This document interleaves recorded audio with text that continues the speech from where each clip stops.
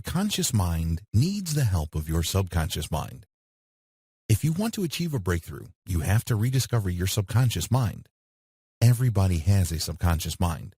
It is one of the things that unite all humanity. The problem is most of us are unaware of it, and those who are aware of it often go out of the way to deny it. They're scared of it. They don't want to take responsibility over it, and they struggle. What is the subconscious mind?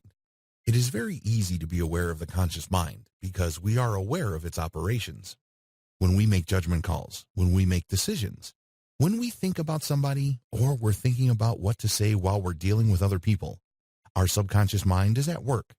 By the same token, when we are reading something and we try to analyze what we just read, we can see our conscious mind at work. But the subconscious mind is harder to pin down.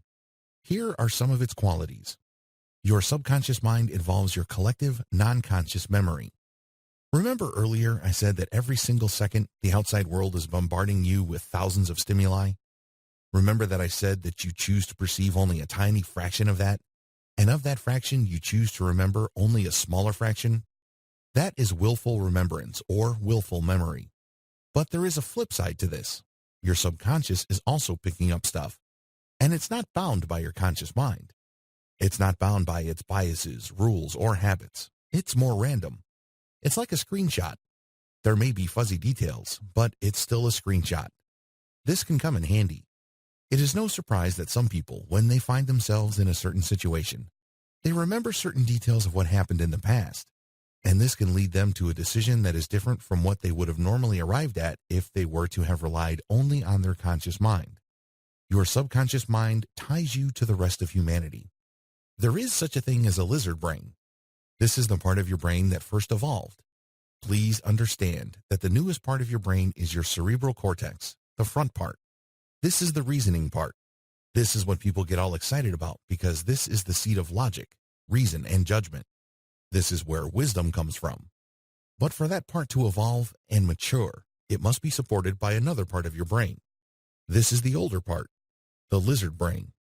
It's very easy to dismiss the lizard brain as backwards, antiquated, even barbaric and brutish. But believe me, if it didn't do its job, we wouldn't be thinking the way we do at a high level. Somebody's got to do the dirty work, right? The lizard brain has memories as well. It is instinctive, raw, unapologetic, basic. It might even be offensive to some people or too crude, but it does the job. It is up to you whether you're going to apologize for the things that you pick up with your lizard brain. People can talk a good game about the fine points of life, but the lizard brain would always want to sum up everything by going straight to the point. Does it involve money, food, sex, power, or what? Didn't I tell you it's going to be perceived as crude? But it's vital. Your subconscious mind gets to the point. It doesn't beat around the bush. Your subconscious mind overrides your emotions. Your subconscious mind can enable you to override your emotions because it understands where your emotions are coming from. It revels in irrationality because it is above and beyond your conscious mind's attempt at rationality. Despite all the chaos, all the confusion, and unnecessary drama, it establishes an order. But unfortunately, a lot of people don't want to see this. They'd rather fear it. They'd rather fear that there's a part of them that actually welcomes drama, chaos, tragedy. A few people would cop to feeling good when something bad happens to their friend.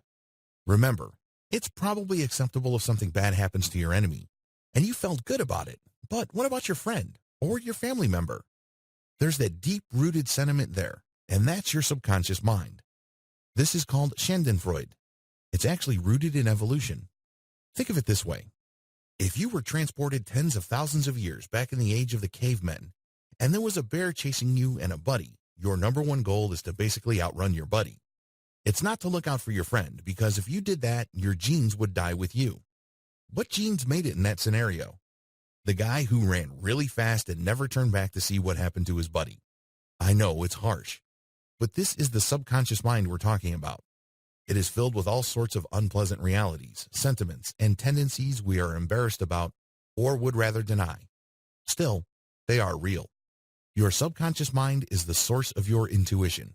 Even if you haven't been somewhere before or you haven't been exposed to a situation before, has it ever happened to you that you know what to do at the right time with the right people to produce the right outcome?